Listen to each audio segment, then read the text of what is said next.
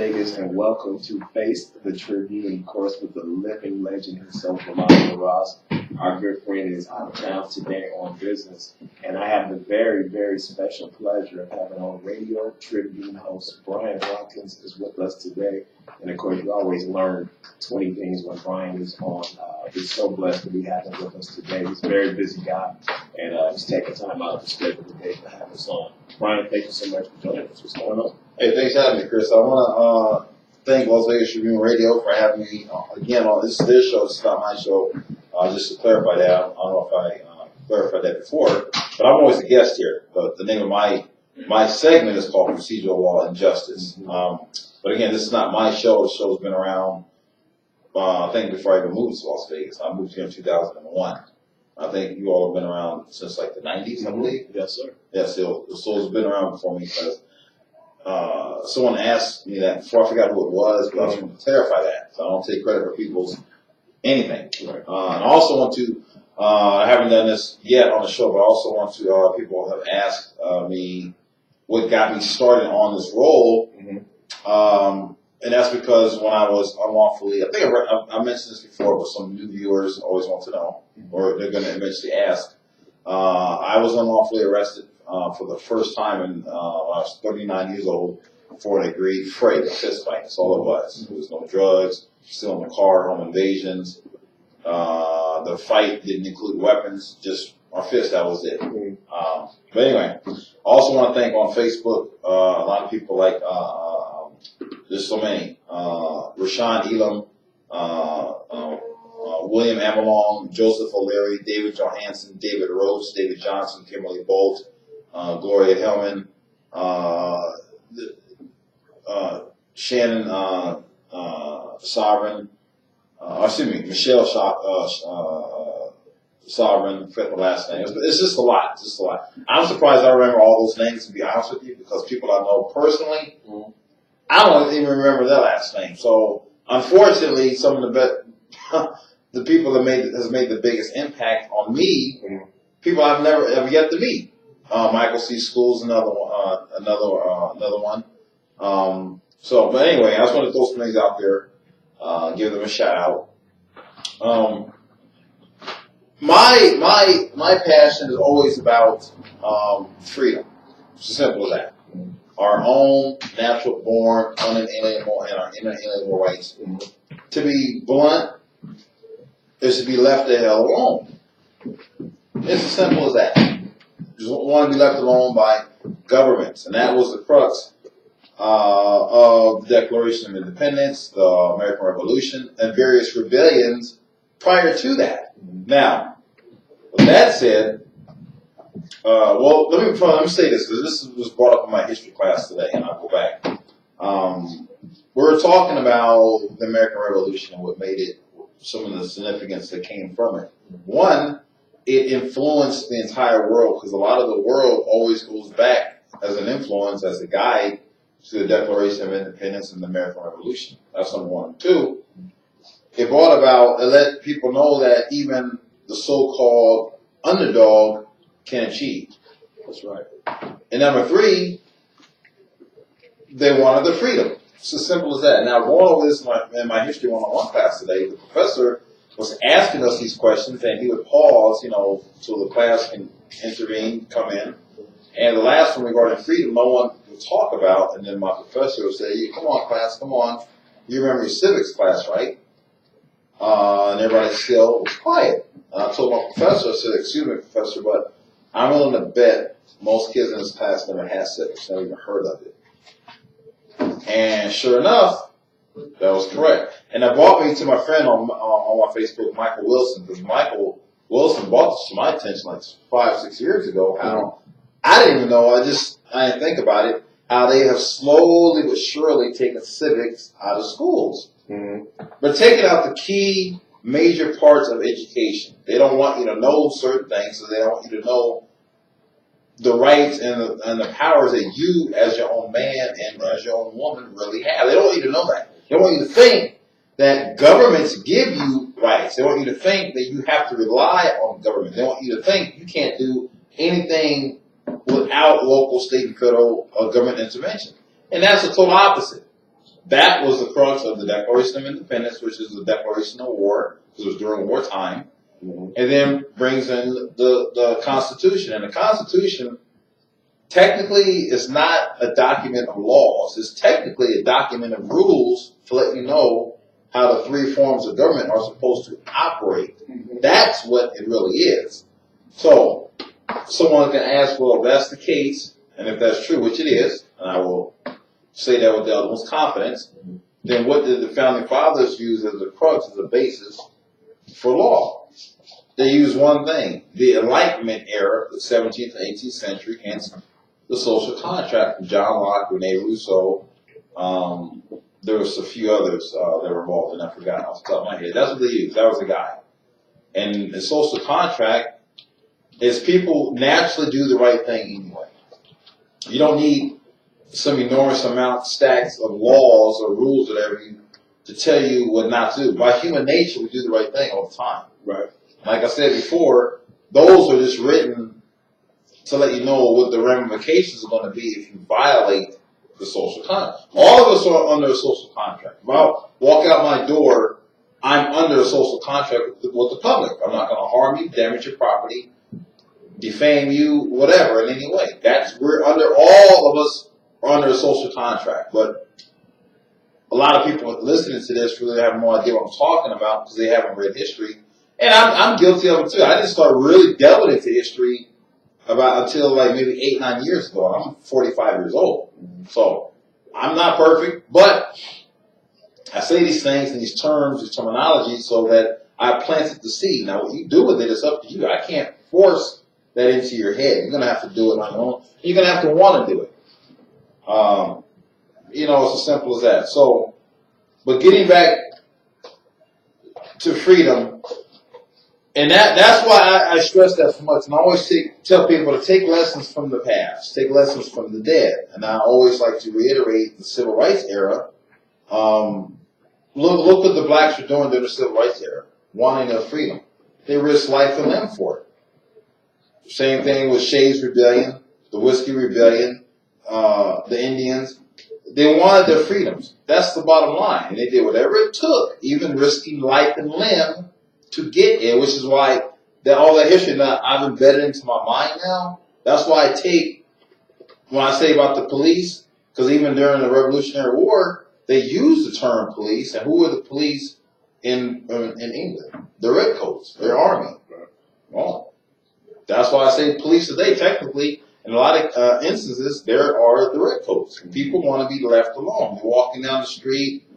They don't want to be stopped and harassed. You're violating the social contract. You're violating my rights under the social contract agreement that we are under. And if you don't know that part of history, then you're not going to know how to enforce that social contract, therefore enforcing your natural rights. So then I hear people say, well, the police are just doing their job. No, they're not doing their job. They're violating the social contract while doing their job. That's what they're doing. So get the terminology correct. So when you're doing things you're not supposed to, be it the military, be it the police, you're violating that contract. It's as simple as that. I mean, that's all you're doing. I mean, there's more, but I want, if Chris want to ask me any questions, I'm more than happy to answer. But, this open show. Oh, want to give them the phone number too? Yeah. I forgot about that. 702-983-0711. 702-983-0711. You can call in and talk to me or Bryon. Ask us anything you want to live on the air. How do you think, because everybody I keep hearing, and I know we're getting a little off subject here, but people keep talking about race relations and calling the president a racist and back and forth. How do you think he's handling race relations in this country? Me personally, I think it can be done better. But people have to understand, let me say this, because a lot of people don't know this because they don't study political science, which Dwight D. Eisenhower himself said everybody should be at least partake part-time in political studies. Because it involves you every day, whether you like it or not, realize it or not, you are involved. It affects you. Now, with that said, I told people even a few years ago, even on Facebook, politicians, be it black, white, Hispanic, Republican, Democrat, Independent, doesn't matter. If they want to continue into politics, which 99% of them always want to, they will say and use anything to arouse their voting bloc. It's that simple. Now, as far as what Trump is doing, like, now I heard on the radio one time, was on Sirius satellite radio, that someone was asking the president about saying that illegal immigrants are commit the most crimes and blah blah blah, and the interviewer was asking to pin it down more, and he couldn't, and he kept saying, well, they just aren't. Trust me. Do I personally believe that he believes that? No, I don't. Do I personally believe he's just saying that to keep his base right? Because you got to remember, elections are coming up, midterms are coming up. Midterms are more important than the presidency. People don't realize that. So, and the presidency is just a symbol, per se, of our country. Presidents have the least amount of power. Right? So, the midterms are the most important. But with that said, again, going back, I don't think he's handling the race relations. It can be better. However, I believe he's choosing not to because, see, now, like he wanted to at the beginning, remember he said, people kept saying he can he's a businessman so he can run the country. You can't run the country like a business. You in the business, you can just say you're fired. But in government, like my professor was saying today, like I said before, you have 3 forms of government now. You can't just arbitrarily fire. It doesn't work that way. So you got voting coming up. You got certain people, certain congressmen. That's how can I say, all the congressmen are for re-election, but you have certain congressmen that's how can I say this? We kind of lost the words. Was going to have a harder time being re-elected versus others. So he's watching out for his people. That's what he's doing. And if people, again, I think and feel if they better understood politics, they can realize that more. It'll sink home more. So that's why I don't believe he can handle it the way that we would like, because that's going to automatically obliterate so many people. He wants to be reelected. And what I'm afraid of, and this goes on both sides, I've told people this, I don't ever want to have one political party to have supermajority. I don't want the conservatives, and I'm mostly conservative, just so you know. I am a Dr. Congressman Ron Paul conservative. Yes, I am. I don't want the conservatives to have supermajority, and I don't want the liberals to have supermajority. I don't even want the independents to have supermajority. So, with that said, again, if he had addressed the race relations, just came out and directly said, no, I'm wrong, or whatever, I feel that automatically flip it over, and then the liberals attack on it, they jump on it.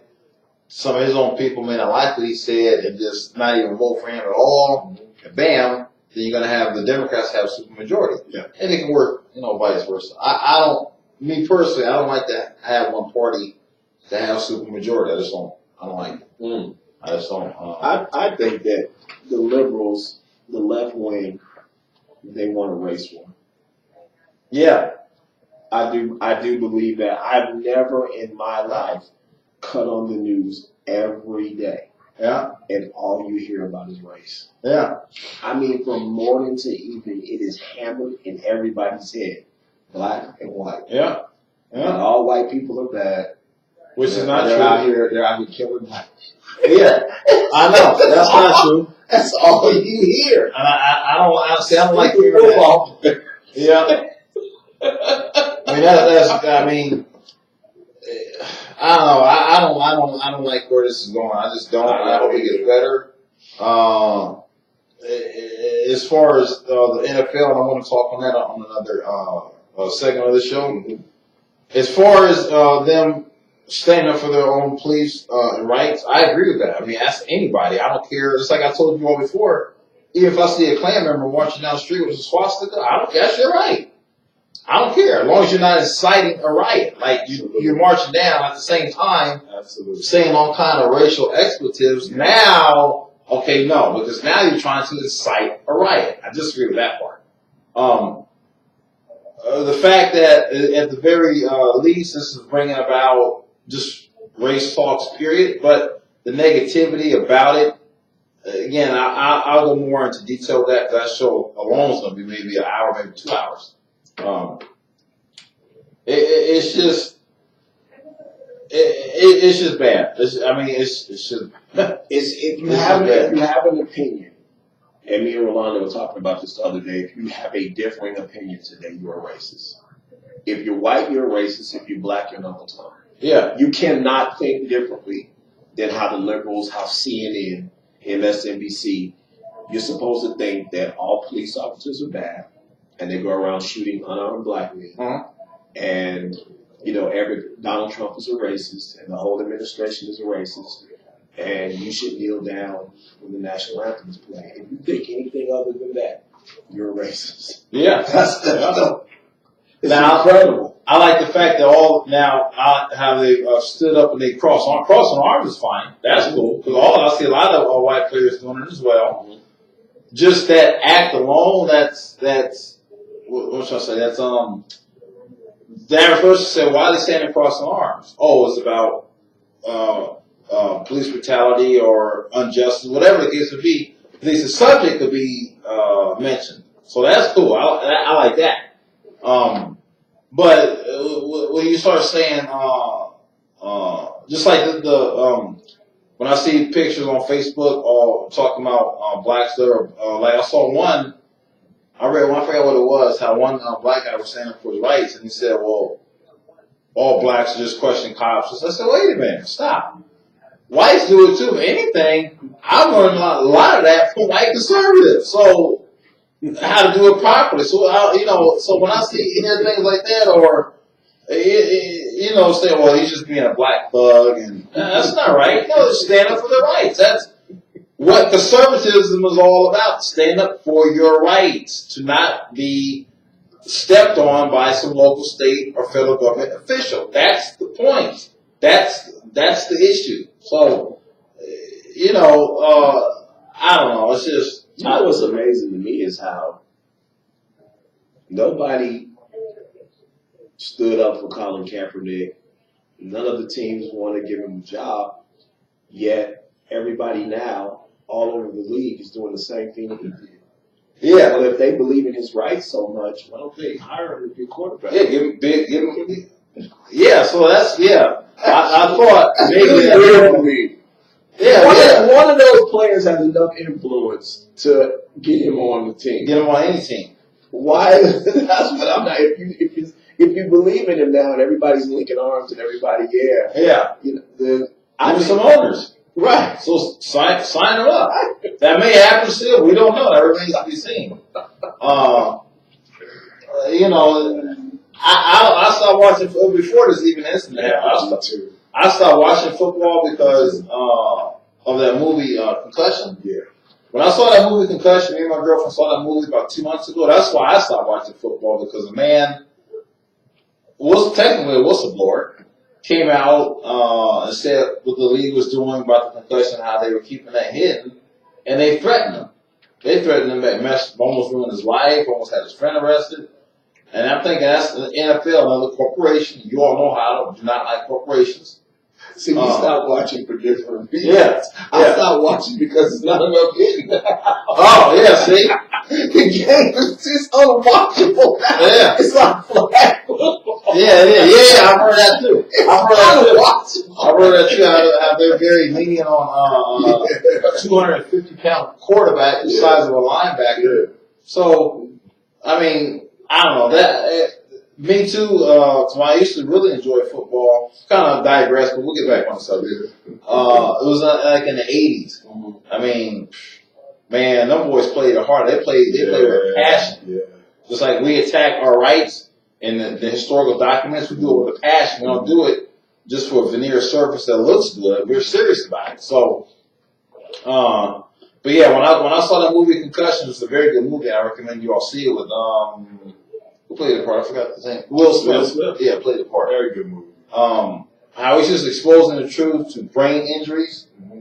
How the NFL just kept their hidden from players.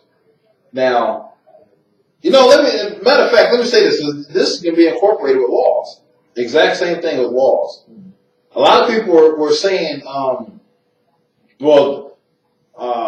the NFL or football players know what they're getting into, so the fact that they're all coming out suing, it's not that they knew. No, they didn't. That's just it. The helmets they were given the false sense of security. No, you're fine. Your head's protected, so you're fine. So why would they think otherwise? Point being is this. When it comes to the laws, you always heard us saying, well, ignorance of the law is no excuse. See, now, the average, ordinary individual, we have an excuse to have a perfect reason because the courts have said ordinary people don't have to know the law. We're not even required to know the laws. And the reason being because we don't work in their system. That's what the courts have said. Chief Justice John Roberts, a conservative, said that. Sonia Sotomayor, liberal, but she also said that directly to a law firm who tried to get out of something. They tried to use what's called the bona fide error. Oh, we made an error. Made a mistake. No. You work in that system. You all write those rules, so you're supposed to know them. You have unlimited access to them. So, point being is, getting back to football, the football players suing. Oh, I absolutely agree because they were told that the helmets would protect their heads. They were told that. But couldn't you sue in every sport? No, you can't. Not in every sport. Like, for example, what about boxing? Oh, boxing, you already knew that going in. Boxing, you know that. But that's why John McCain and Muhammad Ali set up some kind of fund for boxers. But boxers did know that. As a matter of fact, the only reason they started wearing the headgear in the 80s, I think the early 80s, because of the doctors thought that absorbed the punishment, which the fighters even told them it didn't. They didn't do that. That's a false sense of security. A headgear in boxing, all it really does when training is to protect you from any kind of cuts, really, in case you have a fight coming up. If you get cut during sparring, well, you got to postpone the fight. Mm-hmm. So, well, boxers knew that because you get hit like in the head with no protection. So, and they knew that. Baseball players, they know the difference. They know the possibility of getting hit with a baseball. Those like common stuff. But football players going like heads up. Being told, oh, you're fine, you're protected because you're wearing a helmet. Okay, well, they're going to keep doing it. All right, well, why would my owner or my coach lie to me? I wouldn't think that either. I think, okay, well, they're telling the truth. Come to find out later, the guy's name, played by Will Smith, came to realize, no, that's not true. So they were threatening him, literally. Obviously, it's a corporation. But I'm glad he kept through it. He fought through it and kept on. He wasn't intimidated by that corporation. So, and I'm thinking, that's the NFL supposed to be professional? But then again, I thought our own government is supposed to be professional. It'd be the same thing. So what's different? What's the difference? So that's what lost my taste for watching football. I didn't know until yesterday I was watching some show how many lobbyists the NFL have in Washington, D.C. They have an office right down the street, like 5 blocks from the White House. I didn't even know that. I didn't either. Wow. They have the NFL, they have one of the biggest lobbyist firms in Washington, D.C., and it's right down the street from the White House. So that's probably why they were like tax exempt. Oh, yeah. I didn't. That I knew. Yeah, that I didn't know. Why the hell were they tax exempt? I don't know. They just started paying taxes a couple years ago. They were tax exempt. And wow. It's incredible. That is weird. And they have a lot of lobbyists in D.C. Yes. We went over that in our political science class. Yeah, a lot of lobbyists. Yeah. And that's the main problem. That's who, speaking of lobbyists, and this goes with the show, that's who writes these laws that are slowly but surely trying to usurp our rights, our natural God-given rights from us, are the lobbyists. Lobbyists and attorneys, which attorneys belong to a foreign corporation. They're not supposed to write law. In fact, foreign agents are not supposed to be elected working in local, state, or federal government offices at all. None. The reason being is very simple. Well, because they write the law so they know how to work so they can abuse people's rights. They do it all the time. So the founding fathers made that clear. They did not want foreign agents working in offices, being elected to office. They wanted ordinary, average people not affiliated with any kind of foreign entities whatsoever. So, which is a huge problem in how people's rights are taken away because all these so-called statutes and codes that they're passing off as a law, which are not laws, they're administrative policies. Administrative policies and laws, those are two different things, not even in the same boat. So, they're doing that. They're passing off those as laws and taking our rights away slowly but surely at the same time. And that's just not right. But people don't know this because they don't read history. They don't know nothing about history. They're taking, like I said, they're taking those important facts out of schools slowly but surely. So as each generation comes up, they don't know nothing about freedom or how to enforce it. How are they going to know? If you don't know the historical foundation of freedom, how are you going to enforce it? I think these kids are stupid, period. Yeah. Yeah, it's scary. It's because when they have kids, man, it's going to be even triple times as bad. I mean, the powers that be, when our generation goes, they're waiting for our generation to go. So we can't. We still ask questions, bro. Yeah, we ask a lot. We ask a lot. With the generation coming up now, I'm talking about those that like 16, 17, 18, up to 22 maybe. Yeah. They're not going to think they ask the kind of questions we ask. It won't even come to their mind. That's going to be foreign, like a foreign language to them. And the local, state, and federal government officials, that's what they want. That's right. That's exactly what they want. They do not want to be questioned. So therefore, I want to be they don't vote anyway. The illegal aliens will be voting. Yeah. Which is what they want. And I'm glad you brought that up too. Illegals, whatever title they want to put on you, you all realize you're being taken advantage of, right? They just using you. They don't care about you. That's why they give you the driver's license. See, now you're a part of the system. Because what do you think? Let me put it like this. What do you think will happen if all the illegals who come here, Hispanic, German, whatever, all of a sudden they start voting the opposite party that gave them all those licenses or what have you? They'll change the laws to get them right out real quick. So you're being used, just so you know. If you ever get to the point to where you start wanting to question them, my advice to you is wait till you become a full-blown citizen first. If you do it halfway through the process, they'll lose your paperwork. They say, "Nah, we made a mistake. You can't come. You can't stay here after all." So they'll use anybody. It doesn't matter. They'll use black, white, Spanish. They'll use you. It doesn't matter. Does not matter. So, what do you think? Do you think he's going to get the wall built or no? No. The wall, look, that's another thing. I'm glad you brought that up. That's another thing. Politicians, and Obama did the same thing, which is why I was so hell-bent on Obama in a positive way the first time he was running, when he said there's going to be open transparency. I was thinking, finally, great, now we get to see inside what the hell they're talking about. Never happened. That was never going to happen. So, politicians, it doesn't matter, Republican, I always say this, Republican, Democrat. Black side talking. Yeah.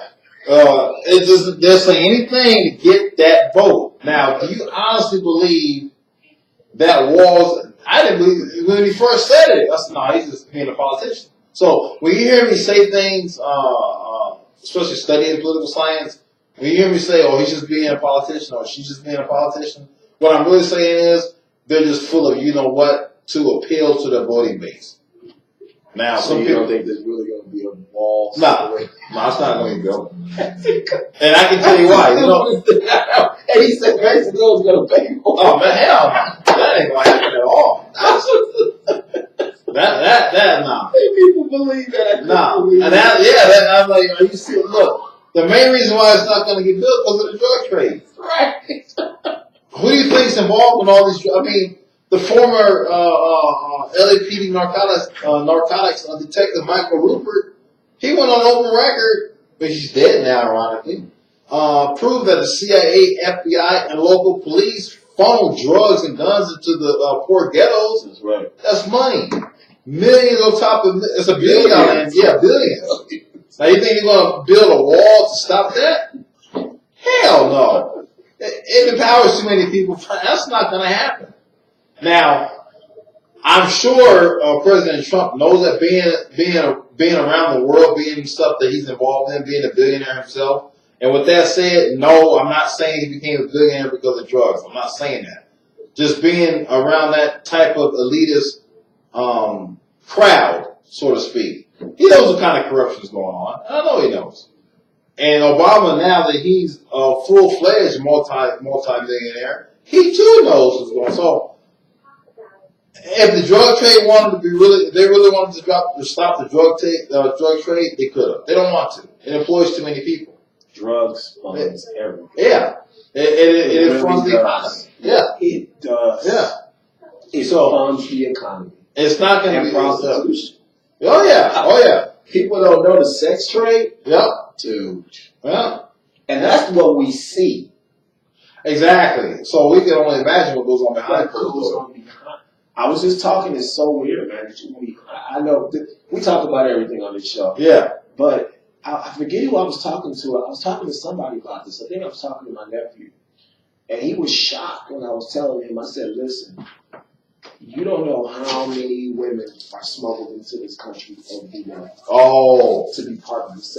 For every house that they raid and find those girls working in there, how many houses are there that are being raided? They had a couple raided here in town. Yes. Yeah, a few years ago. Man, it's a lot of them all over this city, all over this country. Yep. Yep. That are run 24/7, 7 days a week. Yep. The sex trade in this world. It's unbelievable. Unbelievable, man. Unbelievable. That, the drugs, so. Yes. That wall's not going to do. That was just a talk point. That was just him being a politician. It was brilliant, though. Yeah. Build that wall. Yeah. It was. I mean, but you're talking billions of dollars. Yeah. You can't even get tax reform. No. Just like, speaking of which, that also reminded me, go back to Obama, that's the other thing, which I knew for a fact this was not going to happen because of the military-industrial complex. How he's going to stop the war? The military-industrial complex is the most powerful entity on the planet. It's not gonna, no one president is going to do that. It's not going to happen. And then close Gitmo. Gitmo's still open, isn't it? Yeah. Politicians, look, you show me a politician that does not care about re-election, then I would trust them. Because what do they care? They don't want to be re-elected. They say things just to get reelected, to vote, to appeal to the voting bloc. Just like another thing with the Trump, he was talking about to appeal Obamacare. That's not going to happen either. It's too ingrained now. Number one. Number two, I just did some research. You can look this up yourself. And I had forgotten, because Chief Justice John Roberts, the one that finalized it, was a 5-4 vote in the Supreme Court. Mm-hmm. The reason that it passed, and he used Hilton versus the United States court case, a 1798 court case. He used that court case to prove that the Affordable Care Act has to do with taxation, which is commerce. That's how it passed. So whoever wrote that law, they made sure that taxation and commerce were involved. And if you notice, I don't know if you all, which also tries to not get back to Part on Freedom, because it also reminded me of another court case, United States versus Lopez. It's a court case in Texas, I believe. It's a gun case. The courts are always more and more trying to use the Commerce Clause to violate your rights. Now, speaking of which, United States versus Lopez. Guy was carrying, or kid, she was carrying a gun on her at school. You know what the attorneys try to use? What? They try to use the Commerce Clause to convict them. The Commerce Clause, try to use the Commerce Clause to convict him. So technically, again, you're messing with his rights by some BS. And Commerce Clause is about economics across a board and across borders. And the attorney said, well, the court, this attorney, they did this in front of the Supreme Court, Supreme Court asked, well, how can that affect the Commerce Clause? And they said, well, in case the gun comes out, someone is shot, then they got to use insurance. Insurance is across state lines, blah, blah, blah. Hence the Commerce Clause. That didn't fly. So bottom line is, again, getting back to freedom, these attorneys, which are foreign agents, they will try to use anything to mess with your freedoms. Know what your rights are, know how to enforce them.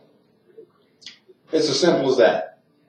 Now, I don't care if it's about health care, a wall, being stopped on the street. Your freedom is in some way, shape, or form involved.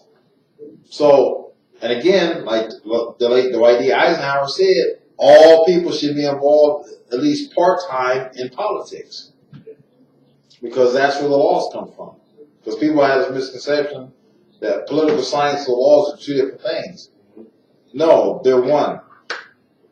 They're one thing. So, and again, I'm guilty of it too. Years ago, I used to think the same thing. So when I keep saying this stuff to hopefully plant the seed to get you to want to go study it, something. So, but yeah, there's a lot. There's a lot.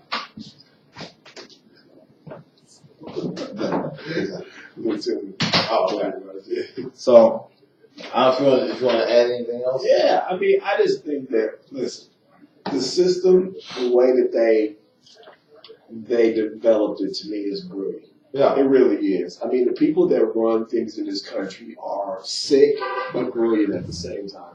Which is scary. Which is scary. Yeah. I say that sometimes when I watch them, they're sick, but they're brilliant. And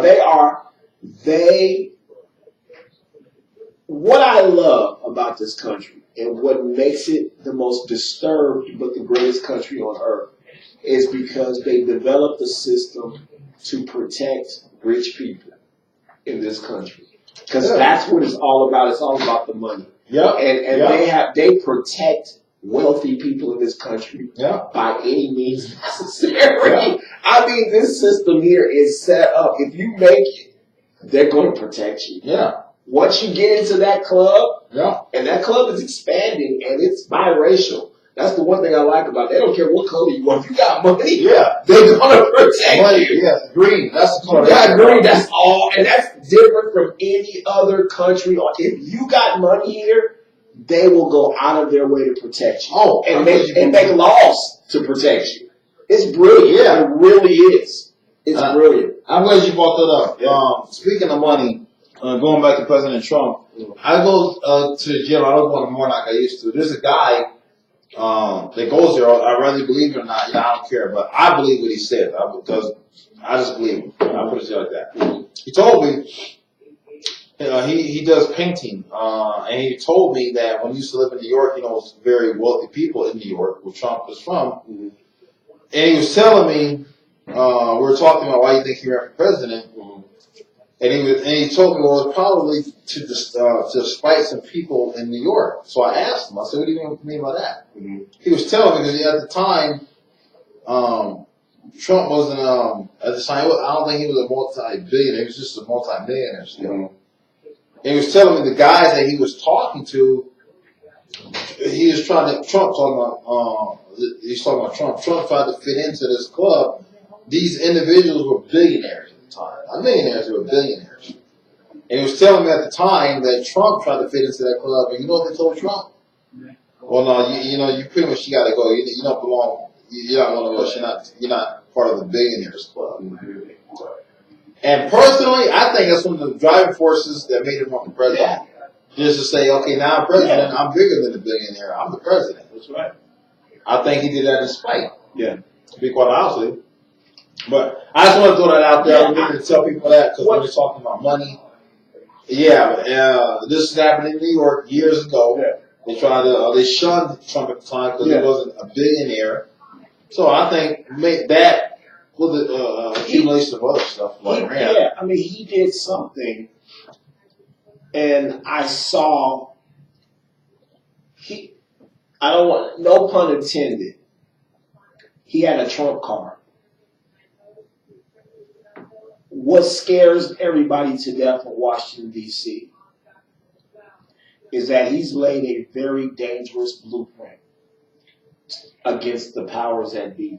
Yeah, that is true. If you have enough money, you can use that money to pay off people to get information on the people that you're running against. Yeah. That's never, it has always been, I don't care, I've been watching politics for over 40 years. There are lines you don't cross. Politicians compete up until a certain point. And I have always noticed through the years that when it gets to that certain point, one or the other back off. It's just a wink, wink, nod, nod. Here we competed hard. Yeah. You were a tough opponent, but I'm not going to cross this line. And they attack each other's personal life, but they don't dig up dirt. Donald Trump. This is how powerful, and I don't want to stay on this too long. The Clintons, and I've thrown this out here for months. I have friends, I have sources. I used to work in Washington, D.C. What were on those hard drives was not national intelligence. It were personal things. We're talking about with the Clintons on those laptops. Okay, I got you. There were personal things on those laptops. The entire family, which consists of Uma Amadei and her husband Anthony Weiner, and they're part of the Clinton family. They're very close with them. They all shared laptops, emails, phones, the entire family. They all had similar information on all of their hard drives, on all of their laptops. In other words, what I'm saying is this is what my friends have told me, that what Anthony Weiner was caught on his laptop, they all have that on their laptops. The entire family. In fact, that wasn't his laptop. That he took the fall for the Clintons. They asked Uma Amadei to have Anthony Weiner take the fall. That wasn't in his computer. So what Trump had dug up was something that the Russians had. The Russians paid WikiLeaks to hack into the Clintons' computers because the Clintons and Obama, when she was Secretary of State, continued those oppressive sanctions against Vladimir Putin. He had had enough. He used his influence and hired WikiLeaks to basically go into their laptops and retrieve information on the Clintons. They hit a jackpot. At that point, Putin's administration said, how can we use this? There was no other politician that would touch it. Because that's basically you committing suicide. When you go against the Clintons like that, the only person that would touch it is Trump. Trump said, and this was proven, his son said, how much? They bought it. They bought it. They had the Clintons. The Clintons knew this. So they met the Attorney General at the airport. They tried to get off. There were people following them. Okay. What Bill tried to do was have the planes block each other. He got on Loretta Lynn's plane. And together, they burned. They tried to bleach the evidence. This has been proven. The evidence on the laptop. They tried to bleach them. Okay, well, if you're trying to bleach something, you hide something. It was too late. WikiLeaks already had it, and they had already sold it to Trump. They said, uh-oh. So at that point, they said, will he really use this? Will he really expose us? So they came up with a game plan. They said, dig up everything you can on him, include that conversation that he had with Billy Bush on that bus. And if he keeps pushing it. Who is talking about Trump? Yeah. Okay. This is what the Clintons had come up with, the game plan. Oh, okay. Because they knew at that point he had that information. He had bought it from the Russians. Okay. They said, is that why they're trying to keep pushing this Russian? They said we haven't because he has committed treason at that point. You cannot use a foreign government to dig up and pay them to dig up information on an American citizen. Well, no, so you can't do that. So at that point, they knew, okay, we got it. If he tries to use it, we'll come out and say he's been collaborating with the Russian government, which he was. Him and his family was. General Flynn, he tried to use third parties. They tapped the phones. They knew what was going on. They had him. Oh, okay. But Trump said, you know what, I don't care. If you keep pushing me, I'll use it. I'll come out with it. Because I know what's going on with laptops. I know, I've seen it. Let me say this. And if you noticed the last month, this was the weird thing. What? Remember she all of a sudden got sick, started fainting, could barely walk. Oh, yeah. Stopped going to certain states. Yeah. Basically backed off. She let him win that election because Trump had him. And they sat there that night and they said, UMF will get you because we know how you got this information. And we will never let it rest. We will get to the bottom. So everybody in your cabinet will have to go. And you'll never get nothing done. Because we know how you got that information. They got it. They have it. So what's going on right now is this. Everybody's following protocol. Yeah. He gets nothing done. Republicans and Democrats. Yeah, the Clintons and Paul Ryan and all of them are very good friends, Mike Pence. They say he gets nothing done. Nothing. We get him out of office. He's very smart. He realized what's going on. There's a person that's not crazy about the Clintons, and people didn't know that. And that person is Nancy Pelosi. She's not a big fan of Hillary Clinton. So that's why he set up a meeting with Nancy Pelosi. And he said, listen. That would make sense. I'll work with you, but I got to get something done here. They had a private 3-hour meeting.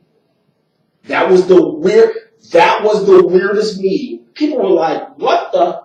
Yeah. Yeah, because I would think that they didn't like, the Pelosi didn't like each other at all. They had a behind closed doors meeting, and he said, Nancy, help me.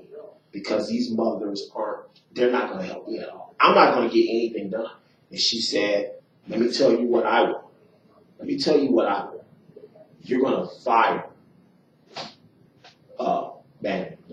Bannon's got to go. Is that what? Bannon has to so go. that's all the Clinton, Trump administration people keep going, dropping like flies. Gotta go. How many is looking like? Because they are. Now, see, this is the other story.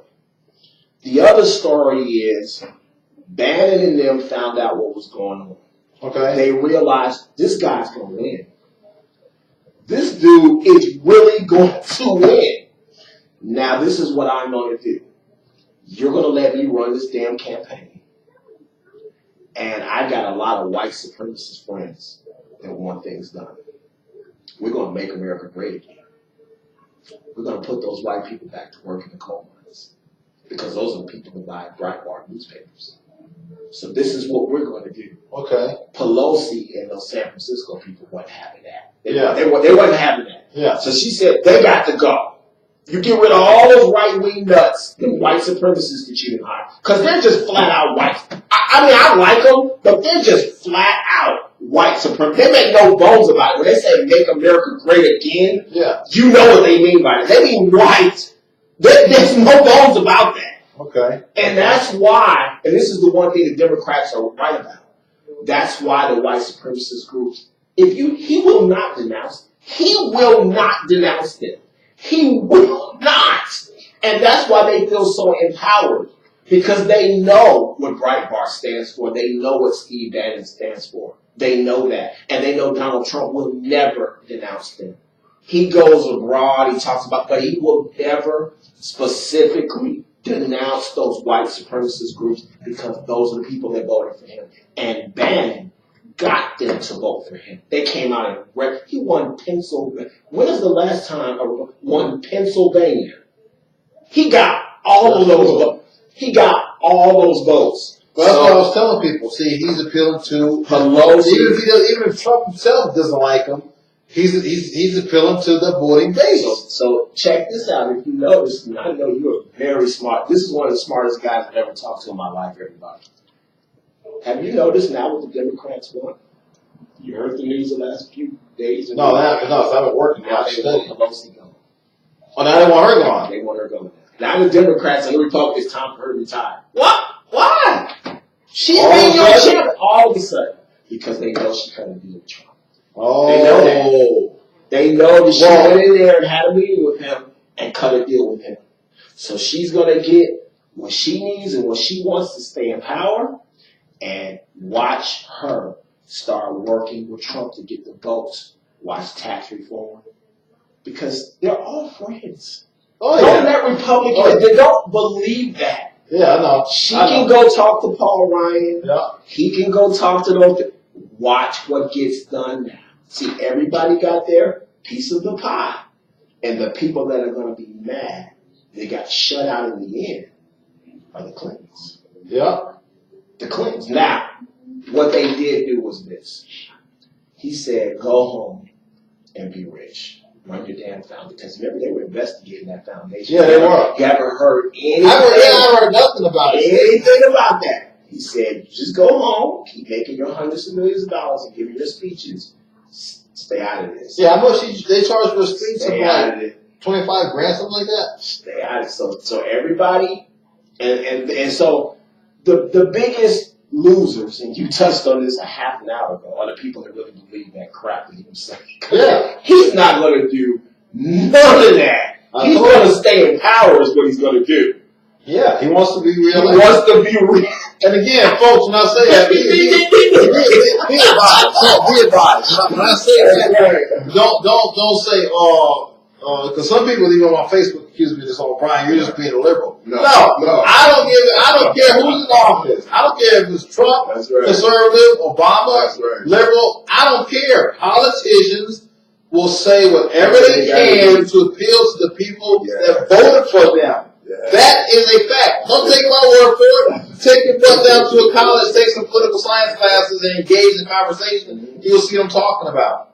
Don't take my word for it. You don't have to believe me at all. Because I'll tell you now, if my favorite Dr. Congressman Ron Paul were president, if he were in there doing this, I'd be the same dang way. Does not matter. Doesn't matter. Why do you think? Now check this out. And some people say he's crazy, whatever. Yeah, call him what you want. All that stuff turned out to be true. Why do you think Jason Ventura never ran for president? That's right. Or ran for re-election and governor? When they told him, I spoke to a lot of people from Minnesota. I used to do security on the strip. They told me that he could have walked right into a governorship for a second term in Minnesota, but he didn't want to. That's right. I think he was president. Oh yeah, I think because he's outside the box too much. He doesn't kiss their butt, so I think he was. And I tell you this, I also think if he ran for president, I wouldn't have bet my life he would have won. I think they would have killed him. Yeah, or they probably would have assassinated him. Yeah, I think he would have won though, and he wouldn't have lasted maybe another JFK wouldn't have lasted a full term. I tell you what, Bryon, we only got about 3 minutes left. I think, and you touched on this about him not being accepted into that club. I think Donald Trump wants to be accepted more than people think. Oh, I believe that wholeheartedly. I think he's always wanted to be a politician. I think he's always wanted to be part of the club. Yeah. And I think when he didn't get accepted, it really hurt him. That's what I'm saying. He woke up and said, you know what, okay, I'll show you. Yeah. So he's a billionaire now, but even if he weren't, you can say, I'm the president. Yes. You know, screw you billionaires. Wow. That's what I've been saying. Wow. I'm the man. I can influence to have your whole tax structure messed up to where you won't be a billionaire. You'll be a real millionaire, but the millionaire, the billionaire, to us, that's the heck of a lot. You get my point. Yeah. You get my point. But what a show. Before we wind down, I want to touch on this. I want to reiterate, just to let you know, jury nullification, FIJA.org. Ignore the judges. You don't have to listen to the judges. If you get called to jury duty, if they ask you if you know about jury nullification, lie. Because they lie to you, telling you that you can't enforce jury nullification. So if they ask you if you know about jury nullification, lie. Say, no, I don't know about jury nullification. So that's that. Thank you so much for watching today. Wow. Woo! Chris Garcia and Bryon Watkins on Face the Tribune. What a show, what a show. I want to send a shout out to our big boss, Rolando LaRosse, man. We can't wait till he gets back to take care of the business. Yeah, definitely. We miss you out there. But wow, what a boss! I'm telling you, your chair. I mean, this guy right here is. Oh, you said one thing very important. I got to touch on this more. Look, folks, look, we're all in the same boat. I don't care if you're black, white, Hispanic, doesn't matter, Democrat, independent, conservative. Quit fighting against each other. We need to come together, and I'm going to do a show on this. We need to come together like the original Black Panther Party for self-defense and the original White Panther Party for self-defense that are that close of working together to educate people about the foundation of politics and laws, but the corrupt FBI broke them apart. That's right. So they were not racist. They were trying to empower people, but the corrupt FBI made people think that they were both parties were racist and radical, and they weren't. The FBI, you were radical at the time. So you all can go kiss my butt on that. Bryon, Watkins, Chris Garcia, Face the Tribune. Thank you so much for watching. God bless America. God bless our troops, and Godspeed to our president. Thank you.